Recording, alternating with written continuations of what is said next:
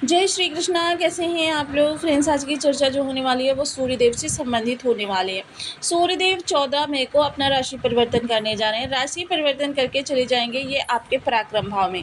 पराक्रम भाव में जाकर ये राशिपति, क्योंकि वृष राशि के सूर्य बेहद महत्वपूर्ण होते हैं। जैसा कि हम सभी लोग जानते हैं, मेष राशि में सूर्य जो होते हैं उच्च के होते हैं और ये वर्ष में एक ही बार उच्च के होते हैं। और जब ये वृष राशि में आते हैं, क्योंकि वृष मेष राशि में इनका जो अंश होता है वो 19 अंश पर जब होते हैं तब वो मेष राशि में प्रवेश करते हैं और 19 अंश के सूर्य उच्च के माने जाते हैं। वहीं जब वृष राशि में आते हैं तो 18 अंश के होते हैं, यानी कि एक अंश इनका घट जाता है। तो बस एक अंश इनका घट जाता है, जिसके प्रभाव से यहाँ पर सूर्य को उच्चता ही मान सकते हैं, क्योंकि एक अंश ही घटा हुआ है। अभी भी सूर्य सर्वशक्तिशाली हैं। तो यहाँ पर किस तरीके के प्रभाव आपको प्राप्त होने वाले हैं, क्योंकि वृष राशि का सूर्य विलासता का कारक माना जाता है। जहाँ सूर्य जहाँ एक ऐश्वर्य के, शुक्र जहाँ ऐश्वर्य के कारक हैं, आकर्षण के कारक हैं, लग्जरी के कारक हैं, वैभव के कारक हैं, जीवन में आपकी प्रसिद्धि के कारक हैं, बैठे बिठाए इनकम के सोर्स बनाने के कारक हैं। वहीं सूर्य राजा हैं, आत्मा के कारक हैं, आत्मशक्ति के कारक हैं, आरोग्यता के कारक हैं, आँखों के कारक हैं, हृदय के कारक हैं, नौकरी प्राइवेट हो या गवर्नमेंटेड हो नौकरी के कारक हैं, IAS IPS की तैयारी करने वाले स्टूडेंट्स कारक हैं, या फिर अधिकारी वर्ग के कारक हैं, शासन प्रशासन के कारक हैं, सत्ता के कारक हैं। तो सूर्यदेव देखिए राजा हैं, तो राजा के समान ही इनकी कारक चीज़ें भी होती हैं। अब यहाँ पर आते हैं तो आपके इंद्रियों से संबंधित विलासिता को बढ़ा देते हैं, एकाग्रचित्तता को बढ़ा देते हैं। और आपके तृतीय भाव में सूर्य आपके योग कारक प्लेनेट भी होते हैं और तृतीय भाव में ये कारक भी होते हैं, क्योंकि तृतीय भाव पराक्रम का है और सूर्य एक क्रूर ग्रह है, जिसकी वजह से क्या है तृतीय भाव में इनको कारकत्व प्राप्त हो जाता है। बेहद दिग्बली अवस्था में सूर्य यहाँ पर आपको इस समय पर अपने प्रभाव देते हुए दिखाई देंगे। इस समय आपका माइंड जो होगा वो धन से जुड़ जाएगा, जुनून उसमें देखा जाएगा कि आपको जो चीज़ प्राप्त करनी है बस प्राप्त करनी है, चाहे वो सही तरीके से आए या फिर आपकी निगेटिविटी से आए। हालांकि देखिए सही तरीका ही आपके लिए बेहद अच्छा ऑप्शन रहेगा, क्योंकि जब तक आप इस ऑप्शन को अपनाएंगे नहीं, गुरु आपको बहुत सात्विक रिजल्ट देंगे नहीं। देखिए गुरु भी आपके सीधे सुख भाव में आएंगे तो आपके लिए गुरु यहाँ पर सात्विकता से भरे हुए रिजल्ट देते हुए देखे जाएंगे। अब यहाँ पर देखें तो आपके ये 4 भाव एक साथ प्रबल हो रहे हैं। सबसे पहला भाव जो है वो आपका लग्न भाव है, द्वितीय भाव है धन भाव है, क्योंकि लिक्विडिटी के कारक यानी कि जो आपके पास नगद कैश होता है। बुध देव आपके धन भाव में बैठे हुए हैं, सूर्यदेव पराक्रम भाव में बैठे हुए हैं, गुरुदेव आपके सात्विक हाउस में बैठे हुए हैं। तो इस समय अगर कहें तो आपके लिए बेहद शानदार स्थितियाँ निकल रही हैं। जो जहाँ का स्थान रखता है, कारकत्व रखता है, वो उसी स्थान पर है, क्योंकि शुक्र को देखिए लग्न में बेहद शानदार प्रभावकारी माना जाता है। मालव्य राजयोग बनाए हुए हैं और सूर्य भी उच्च के हैं, और सूर्य ने शुक्र के साथ तृतीय एकादश का संबंध निर्मित किया हुआ है। तृतीय एकादश का संबंध 3-11 यानी कि लाभ संबंध। तो यहाँ पर सूर्य के प्रभाव में और ज़्यादा वृद्धि हो जाती है, जिससे कि सूर्य का शक्ति और ज़्यादा बढ़ जाती है। शुक्र का साथ मिल रहा है। देखिए हालांकि सूर्य जो हैं देव गुरु को ही मानते हैं, लेकिन सूर्य शुक्राचार्य की भी रिस्पेक्ट करते हैं, क्योंकि वो अभी अध्यात्म से जुड़े हुए हैं, जिसके कारण से क्या है कि शुक्र को यहाँ पर कोई विषम समस्या नहीं उत्पन्न होने वाली। जैसे कि हमने बताया ना 18 कला के यहाँ पर है, तो 18 कला और 19 कला में कोई ज़्यादा डिफरेंस होता नहीं, बस थोड़ी सी शक्ति घट गई है, लेकिन फिर भी ये दिग्बली अवस्था में है। तो आइए इनके प्रभाव आपको किस तरीके से प्राप्त होने वाले हैं इस वीडियो में जानेंगे। तो बने रहिए हमारे साथ इस वीडियो में एंड तक, आपको बहुत कुछ जानने के लिए मिलेगा। वीडियो बहुत ज्ञानवर्धक होने वाला है। स्टेप बाय स्टेप सारी चीज़ों को सूत्र के साथ समझेंगे। यदि आपकी लग्न में 12 नंबर बना हुआ है तो ये राशिफल आपके लिए है। यदि कुंडली में कहीं भी चंद्रमा के साथ 12 नंबर बना हुआ है तो ये राशिफल आपके लिए। कुंडली ना होने की स्थिति में आप इसे नाम राशि से भी देख सकते हैं। यदि अभी तक आपने अपने इस चैनल को सब्सक्राइब नहीं किया है तो प्लीज़ सब्सक्राइब कर लीजिए, वीडियो को लाइक कर दीजिए, चैनल को शेयर कर दीजिए। इससे होगा क्या कि हमारे आने वाले हर वीडियो की नोटिफिकेशन मिल सकेगी आपको सबसे पहले। एक प्यार से कमेंट करना बिल्कुल ना भूलें। कमेंट से हमें बहुत मोटिवेशन मिलता है, हौसला मिलता है और ये पता चलता है कि आप और क्या जानना चाहते हैं। तो देखिए इस समय आपके ये भाव जो हैं बेहद दिग्बली हो रहे हैं और यहाँ सूर्य सबसे पहले पराक्रम भाव में बैठेंगे तो पराक्रम में आपकी वृद्धि करेंगे, यानी आपका कर्म इस समय पर बढ़ाएंगे।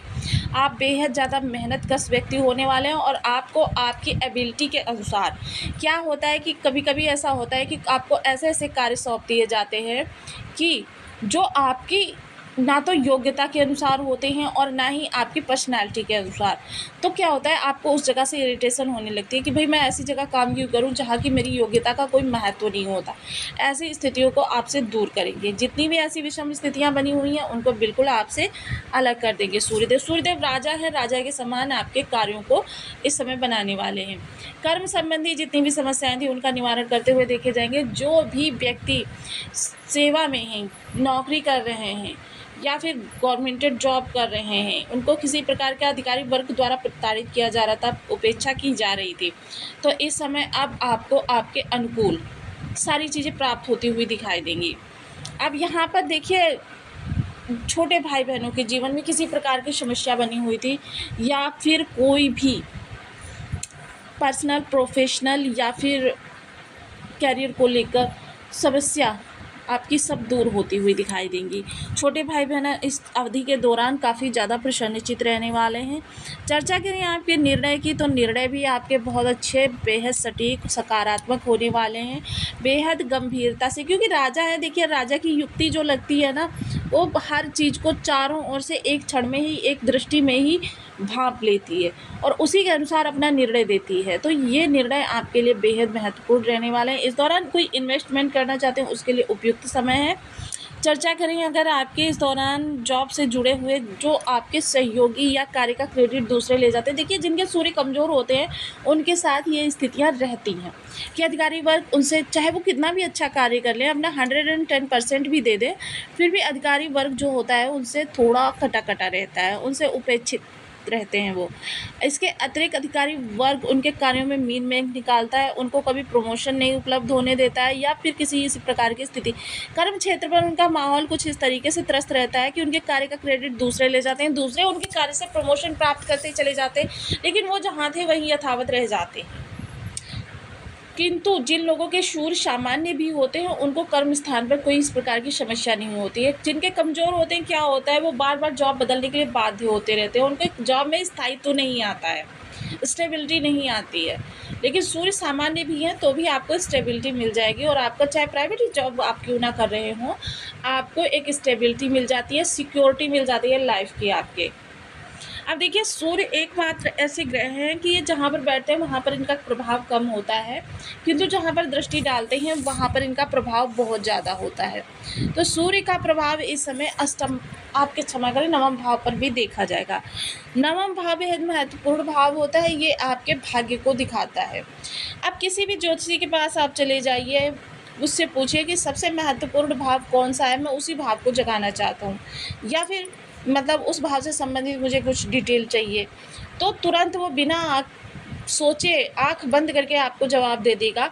सबसे महत्वपूर्ण भाव जो होता है वो आपका भाग्य भाव होता है। क्योंकि देखिए कभी कभी क्या होता है, आप जॉब के इंटरव्यू के लिए जाते हैं, आप इंटरव्यू देते हैं, इंटरव्यू बहुत अच्छे से हो गया, आपने बहुत अच्छी प्रिपरेशन की थी और आपकी प्रेजेंटेशन भी बहुत अच्छी रही थी, लेकिन क्या होता है कि आपको वो जॉब नहीं मिल पाती। कारण क्योंकि आपने अपना तो 100% दे दिया, लेकिन भाग्य ने अपना कार्य नहीं किया। जब भाग्य अपना नहीं कार्य करती तो आपके जितने भी इस प्रकार के चीज़ें होती हैं वह आपकी अधूरी रह जाती हैं। आप बेहद मन से बहुत ही प्रसन्न चित्त से चीज़ों को करते हैं, लेकिन क्या होता है चीज़ें आपको पूर्णता नहीं प्रदान करती हैं। पिता का इस दौरान सबसे अच्छी बात क्या होगी कि आपके पिता के कार्य कारोबार में बहुत ज़्यादा उन्नति होने वाली है। पिता का स्वास्थ्य में किसी प्रकार की कमी थी तो वह अब दूर होती हुई दिखाई देगी। अलगाव की स्थिति थी या तनाव की स्थिति थी वो दूर होगी। पिता का साथ सहयोग आपके लिए बहुत अच्छा इस समय पर प्राप्त होता हुआ दिखाई देगा। पिता आपकी हर संभव मदद करते हुए दिखाई देंगे। पिता से आपको आर्थिक लाभ भी हो सकता है। वहीं आपके षष्ठ भाव के स्वामी होते हैं सूर्यदेव। तो देखिए षष्ठ भाव के स्वामी होकर ये इस समय आपके पराक्रम भाव में बैठे हैं, तो इस समय आपके अंदर डेयरिंग पावर बहुत ज़्यादा देखी जाएगी। चीज़ों को सोचने समझने की शक्ति बहुत अच्छी होगी, आपकी नेतृत्व क्षमता बहुत अच्छी होती हुई देखी जाएगी। हालांकि डेयरिंग पावर जो होगी या शत्रु आप पर हावी होने का प्रयास करेंगे तो क्या होगा, आपकी प्रतिरोधात्मक क्षमता जब बढ़ेगी, अगर आपके पराक्रम से जुड़ जाएगी तो क्या होगा, किसी भी समस्या को या किसी भी शत्रु को आप बिल्कुल गौर समझेंगे। बिल्कुल भी इस समय आप किसी शत्रु पक्ष को वरीयता नहीं देने वाले, किसी से भी परेशान नहीं होने वाले। जिनके सूर्य सही हैं कुंडली में, उनकी यह स्थिति रहने वाली है। अगर ऋण की बात करें तो देखिए, वर्तमान स्थिति में ग्रहों की स्थिति देखते हुए आपके ऋण की कोई स्थिति नहीं बन रही है।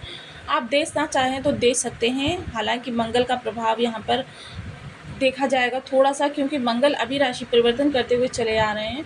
और इस सूर्य के प्रभाव को भी हम 2 भागों में डिवाइड कर सकते हैं। प्रथम भाव जब सूर्य यहाँ पर रहने वाले, और द्वितीय भाव जब शुक्र अपना राशि परिवर्तन कर देंगे, क्योंकि राशि या नक्षत्रपति का बहुत बड़ा प्रभाव होता है ग्रह के प्रभाव में।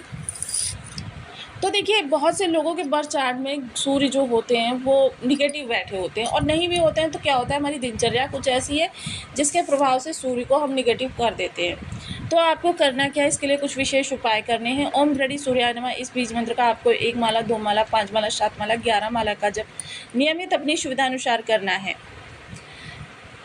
सूर्य को नित्य प्रति प्रातः उठकर अर्घ्य दें।